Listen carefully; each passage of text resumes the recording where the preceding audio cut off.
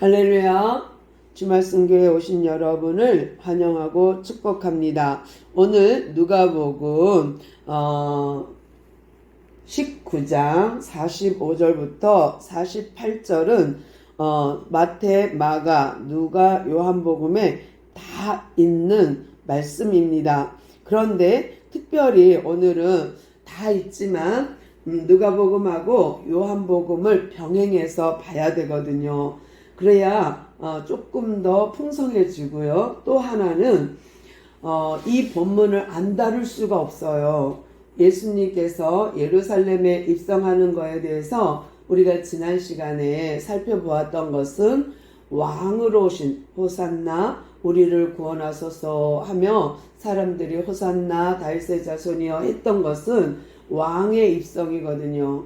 그런데 그 이어서 왕으로 오신 그 주님이 성전에 들어가서 무슨 일을 하였는가를 안 보면 안 돼요. 그래서 이 본문은 패스할 수가 없기 때문에 봐야 되는데 누가복음에는 4절밖에 없어요. 그리고 내용이 그다지 자세하지 않아요. 그래서 어쩔 수 없이 요한복음을 같이 봐야 되는데요.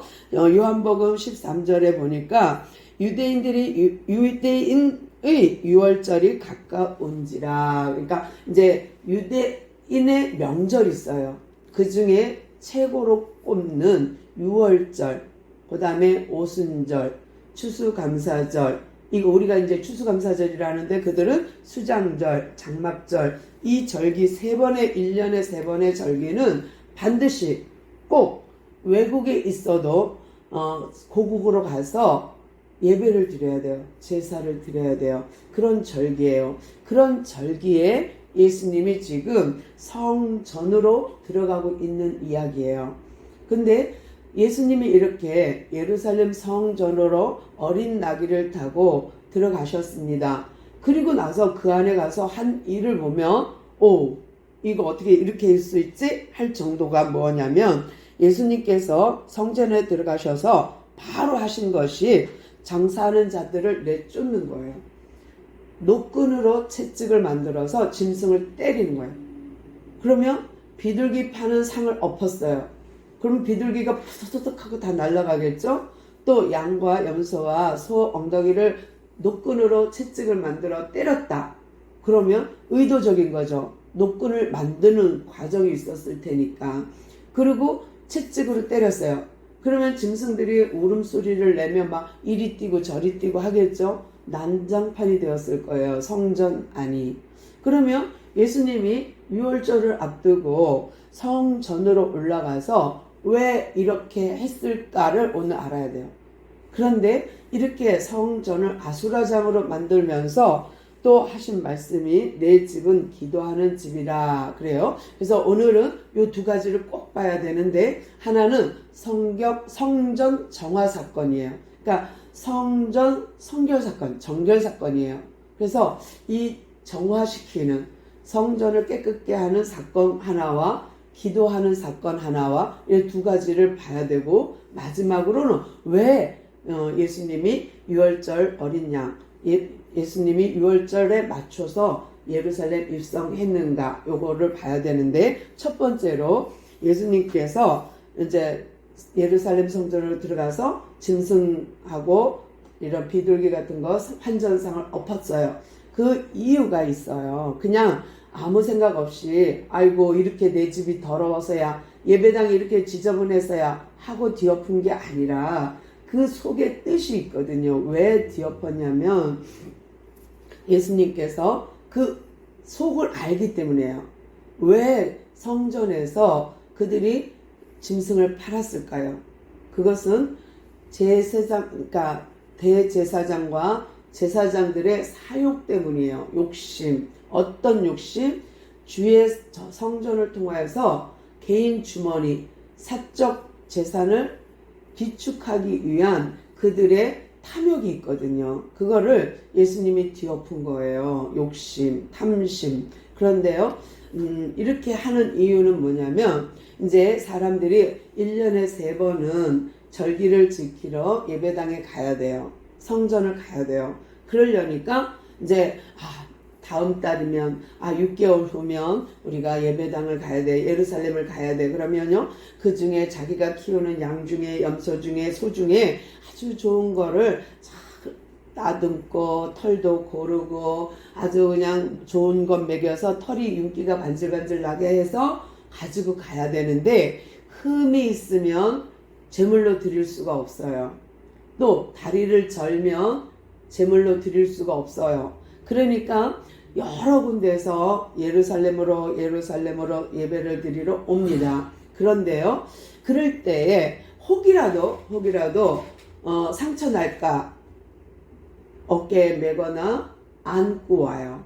그 정도로 정성을 들여서 자기 짐승 중에 골라서 하나님께 드리는 제물로 드리기 위해서 가지고 오는데 이것을 이용해서 제사장들이 어떤 일을 벌였나 하면은 트집을 잡는 거예요. 왜냐하면 제사장이 통과 그래야만 제물이 돼요. 아니야 이거는 불합격. 그러면 제물로 드릴 수가 없어요. 그러니까 제물로 드리는 판결을 제사장이 하는 거예요. 그러다 보니까 어떤 일이 벌어졌냐면 정성스럽게 어깨 메고 끈안고 왔는데 딱 쳐다보더니 안 돼. 이 양 눈이 좀 이상해. 왜 눈이 빨개? 병들었어. 안 돼. 얘 털이 왜 이렇게 고르지가 않아? 안 돼.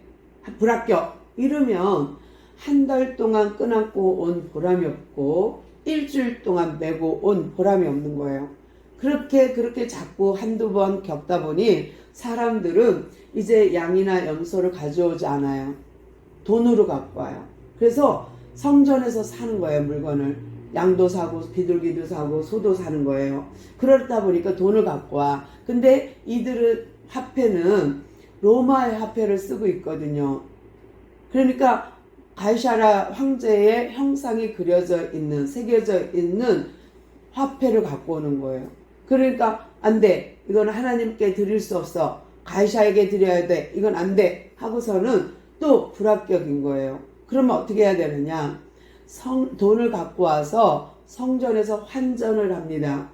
성전에서만 사용되는 세겔이라는 돈으로 환전해야 돼요. 그러면요 이 사람들은 돈을 두둑히 갖고 와갖고 나는 오늘 소를 드려야지 하고 왔는데 너무 비싸. 그럼 어떻게 해요? 돈을 환전해갖고 살려고 보니까 너무 비싸. 내 돈 갖고는 택도 없네. 그러니까 양을 드리는 거예요. 그런 식으로. 그래서 환전할 때 돈이 줄어들고 또 소나 양을 살 때에 너무 터무니없이 비싸고 그러니까 백성들은 이래저래 하나님 앞에 드리는 예물을 그런 식으로 드릴 수밖에 없는 거예요. 그런데 그 덕분에 제사장들은요 점점점 주머니가 두둑해지는 거죠. 왜냐하면 환전을 하면서 장사꾼하고 짝짝꿍이 돼갖고 환전하면 남은 수수료는 얼마는 내 거야 이렇게 하니까 또 동물 파는 사람들하고도 장사꾼들하고도 딱 계약을 해갖고 너 얼마 나한테 바쳐 이렇게 해갖고 짐승을 파는 장사꾼이나 환전상하고 계약을 맺은 거예요. 그래서 거기서 나는 이익을 제사장들 주머니로 넣어준 거예요. 그러다 보니까 점차 사람들은 예배드리러 올 때마다 힘든 거예요. 마음도 힘들고 생각도 힘들어. 그런데 이것을 안 예수님이 그냥 둘 수 없잖아요. 그래서 6월절 절기를 지키러 온 예수님이 상전을 뒤엎은 거예요. 환전상을 뒤엎은 거예요. 또 소들을 짐승들을 다 노끈으로 채찍을 만들어서 쳐버린 거예요. 그러면서 외친 말이 뭐예요? 내 집은 기도하는 집이라 그래요. 그러면 여기는 내 집, 이거는 성전을 말하거든요. 근데 성전은 기도하는 집이라 라고 하셨는데 그러면 성전의 기원을 알아야겠죠. 그래서 먼저 성경 안에서 그러면 성전이 언제 만들어졌지? 하고 보니까 출애굽기에서 하나님께서 성막을 만들도록 하신 거예요. 그러니까 출애굽할 때에 이스라엘 백성은 그냥 출애굽한 게 아니에요. 어떻게 출애굽해요? 10재앙을 통과할 때 마지막 재앙에 어린 양 피 바르고 나서 그들이 홍해를 건너고 시내산에 와서 하나님 꼭 계약을 맺은 다음에 하나님께 예배를 드리는데, 처음에는 그냥 단을 쌓아서 예배 드렸지만 시내산에서 모세가 시내산에 올라가서 보고 온 게 뭐예요? 너는 몇 규빗 몇 규빗 몇 규빗으로 천을 만들고 상을 만들고 또 금으로 쳐서 촛대를 만들고 법궤를 만들어서 조각목으로 만든 다음에 거다가 금을 입히고, 이런 것들을 다, 또 상을 만들어 분향단을 만들어 물두멍을 만들어 또 번제단을 만들어, 이런 모든 것을 다 일일이 하나님이 규격과 치수 또 색깔, 천은 어떤 자색, 홍색, 실로 이렇게 다 하나하나 다 규정해 주셨어요. 그리고 하나하나 가르쳐 주셨어요. 그리고 그렇게 만들라 하셨어요. 그리고 하나님께서는 그를 만들 수 있는 지식을 불어넣어 줬어요. 그래서 하나님의 영으로 충만케 해서 성막을 지었는데요. 내 집은 기도하는 집이라 했던 요 기도가 어디에 해당되냐면 분향단에 해당돼요. 성소 안에는 떡상도 있고 촛대도 있지만 분향단이 있고 또 앞에는 법궤가 있거든요. 그런데 이 분향단은 성도의 기도예요. 그래서 성도의 기도가 어떻게 피워져 올라가냐, 향기로 피워져 올라가냐면 제사장이 아침 저녁으로 가서 거다가 향을 넣어요. 향재료. 그리고 계속해서 기름을 태우면 이게 꺼지면 안 돼요. 꺼지면 큰일 나요. 그래서 아침과 저녁에 기름을 채우며 향재료를 넣으면 그 향이 아주 향기롭게 태워져서 하나님께 드려지는 향이 되거든요. 그런데 이 향을 신약에 와서는 성도의 기도라라고 되어 있어요. 그러니까 이 성막에서 분향단에서 피어 올린 그 향이 이제 예수님이 오신 다음에, 성령님이 오신 다음에는 기도의 향기로 올려드리는 것으로 되어 있습니다. 그런데 이렇게 내 집은 기도하는 집이라 했던 이 기도가 성막에서 말한 분향단이에요. 그러면 어떻게 우리가 그러면 분향을 해야 되냐? 우리도 지금 막 연기 피우고 향 피워서 올릴까요? 그건 아니고요. 아침 저녁으로 와서 하나님 앞에 기도하던가, 아니면 내가 있는 자리, 내가 있는 처소에서 아침에 눈 뜨면 또는 밥을 먹을 때, 점심 먹을 때, 저녁 먹을 때, 잠잘 때 언제든 정해놓고 하나님께 기도하면 그 사이사이는 성령 안에서 무시로 기도할 수 있어요. 근데 내가 시간을 정해놓고 기도 안 하면 성령 안에서 무시로 기도하는 것이 힘들어져요. 할 수가 없어요. 까먹어요.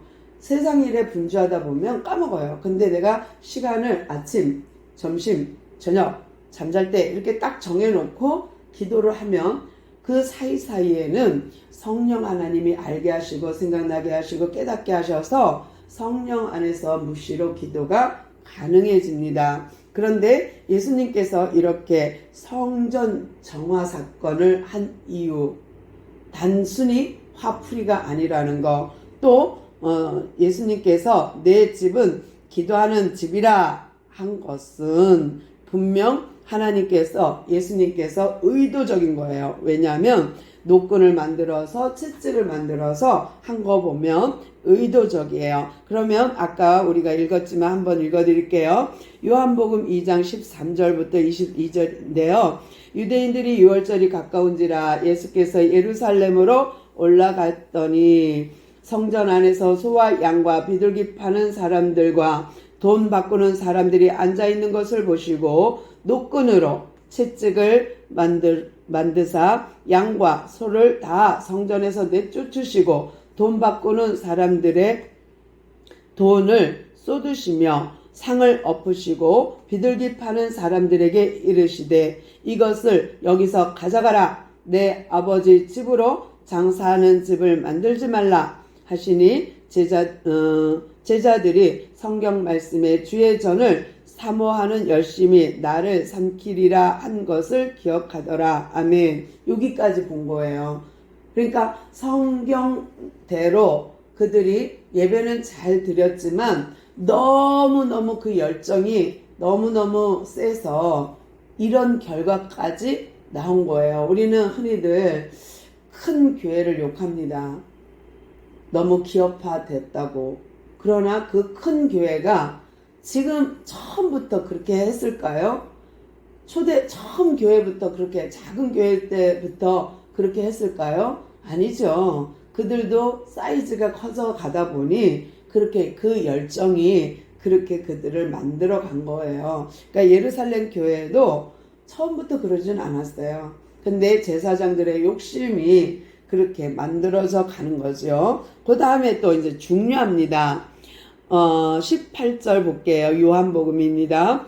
이에 유대인들이 대답하여 예수께 말씀하시기를 내가 이런 일을 행하니 무슨 표적을 우리에게 보이겠느냐. 예수께서 대답하여 이르시되 너희가 이 성전을 헐라 내가 사흘 동안에 일으키리라. 유대인들이 이르되 이 성전은 46년 동안에 지었거늘 내가 3일 동안에 일으키겠느냐 하더라. 그러나 예수는 성전된 자기 육체를 가르쳐 말씀하신 것이라. 아멘. 이해되십니까?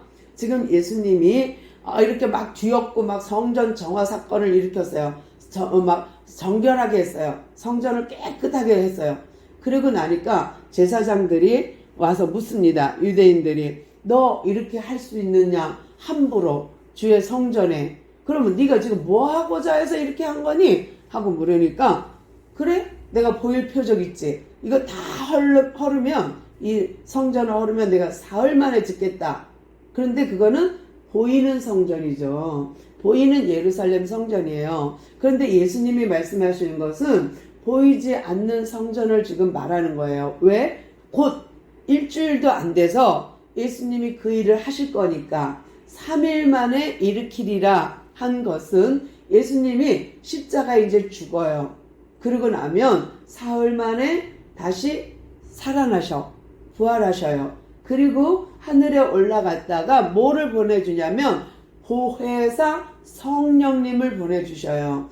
그렇기 때문에 이 사건을 말하는 거예요. 보혜사 성령님이 이 땅에 오시면 오순절 마가의 다락방에 성령 강림함을 경험하면 또 우리는 성령 체험을 하면 우리는 거듭나게 돼요. 그러면 성령이 내주하시게 돼요. 내 안에 계셔요. 그러면 나는 성전이 되는 거예요. 이거를 위하여, 이 사건을 위하여 우리를 성전 만들려고 예수님께서 오신 거예요. 우리를 교회 삼으려고 예수님께서 십자가에 죽으신 거예요. 우리를 교회로 함께 임마누엘 하기 위해서 예수님이 십자가에 죽고 부활하신 거예요. 그 분이 부활해서 성령으로 우리 안에 안 오시면 우리는 교회가 될 수가 없어요. 그래서 이 일을 위하여 예수님께서는 6월절 절기에 맞춰서 예배당에 가신 거예요. 이게 너무 중요한 거예요. 그래서 이 본문을 패스할 수가 없었어요. 왜냐하면 이제 애굽에서 살던 이스라엘 백성을 출애굽시킬 때에 6월절 절기를 하나님이 지정하셨어요. 1월 14일에 너희들은 양을 잡아 그리고 먹고 출발해서 나와라 한 날이 6월절이에요. 그런데 그 6월절 절기에 피를 바르지 않으면 어린 양으로 문설주의 임방에 피 바르지 않으면 죽음의 영이 그 집을 지나갈 때에 장자가 싹 죽는 거예요. 또 짐승의 첫 새끼 다 죽는 거예요. 그런데 피 바른 집은 패스오버 합니다. 그래서 살아요. 그리고 그들을 그 날을 6월절 그렇게 말해요. 패스오버 6월 되었다. 그래서 예수님의 피발은 지금은 예수님의 피발은 우리는 패스오버 한 거예요. 영 죽을 죽음에서 영 지옥 갈 지옥에서 패스오버 우리는 넘어가는 거예요. 그래서 우리를 어떻게 인도해요? 신의 산으로. 그 신의 산에서 우리는 성산에서 언약을 맺었어요. 그리고 나서 어떻게 해요? 그들에게 준 것이 성막이에요. 성막. 교회예요. 그리고 그 교회에 분향단을 두어서 하나님께 기도하면 하나님은 그 기도를 응답하시는 요것을 임마누엘 하는 거예요. 하나님과 백성과 연결되는 것이 제사인데 이 제사에 이제는 예수님의 피를 이용해서 짐승의 피가 아니라 예수님의 피 때문에 우리는 분향하는데 주님의 이름으로 기도하고 주님의 이름으로 용서받는 거예요. 그러니까 구약에서는 제사를 드림으로 죄 사함을 받잖아요. 근데 우리는 이제 더 이상 양 안 잡아도 돼. 예수님이 죽어줘서 피 발라줬으니까. 그러니까 우리는 뭐만 하면 되냐면 이미 예수님의 이름으로 기도만 하면 죄 사함을 받는 거예요. 예수님 잘못했어요 하고 예수님의 이름으로 기도하고 아멘 하면 우리는 죄 사함을 받는 거죠. 그래서 우리가 성전이 되는 거예요. 교회가 되는데 이 사건이 뭐냐면 유월절 어린 양 그 다음에 성막 사건 그대로 지금 신약에 와서는 예수님이 이 성전 헐라 내가 사흘 만에 짓겠다 한 그것이 성령 보혜사 성령으로 우리 안에 오셔서 우리를 성전 삼겠다는 거예요. 우리가 예수님을 영접하면 우리는 성전이 되어 교회가 되어 이 일을 하는 것은 임마누엘 하기 위함이에요. 우리와 우리 안에서 동행하기 위함이에요. 그래서 교회의 삶을 거룩한 삶을 정결한 삶을 성화된 삶을 살라고 우리 안에 내주하시러 온 것이 교회예요. 그래서 영접하는 자 곧 그 이름을 믿는 자들에게는 하나님의 자녀되는 권세를 주셨으니 그래요. 우리가 자녀이면 상속자인 거예요. 하나님 나라를 상속받는 거예요. 그래서 우리는 자녀의 권세로 상속권이 있어요. 하나님의 나라의 상속권이. 또 마지막으로 볼 것은 뭐냐면 우리에게 이렇게 성령으로 성령으로 임마누엘 하고자 한 내용이 어디에 있냐면 고린도전서 6장 19절부터 20절인데요. 이건 너무 중요하니까 한번 찾아보시겠습니까? 고린도전서 6장 19절에서 20절입니다. 찾으시는 동안 제가 한번 읽겠습니다. 너희 몸은 너희가 하나님께로부터 얻은 바 너희 가운데 계신 성령의 전인 줄을 알지 못하느냐. 너희는 너희 자신의 것이 아니라 값으로 산 것이 되었으니 그런즉 너희 몸으로 하나님께 영광을 돌리라. 아멘. 찾으셨습니까? 한 번 더 읽겠습니다. 다 찾으셨으면 함께 시작. 너희 몸은 너희가 하나님께로부터 받은 바 너희 가운데 계신 성령의 전인 줄을 알지 못하느냐. 너희는 너희 자신의 것이 아니라 값으로 산 것이 되었으니 그런즉 너희 몸으로 하나님께 영광을 돌리라. 아멘. 우리의 몸은 이제 예수님의 핏값으로 예수님 거가 되었어요. 우리는 그분의 자녀요, 그분의 상속자가 되었어요. 그러려면 우리는 우리 몸이지만 우리의 것이 아니니까 값으로 예수님이 핏값으로 샀으니까 우리 것이 아니까 우리 몸은 주의 것이에요. 그런즉 우리 몸으로 하나님께 영광 돌려야 돼요. 이건 하나님 앞에 나와 예배하는 게 맞아요.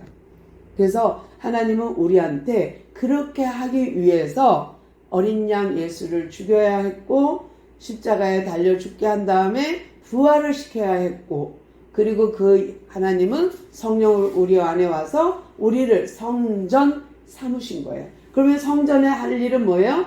정화해야 돼요. 깨끗하게. 짐승, 비둘기, 환전 다 버리고 내쫓고 그 다음에 기도해야 돼요. 주의 이름으로.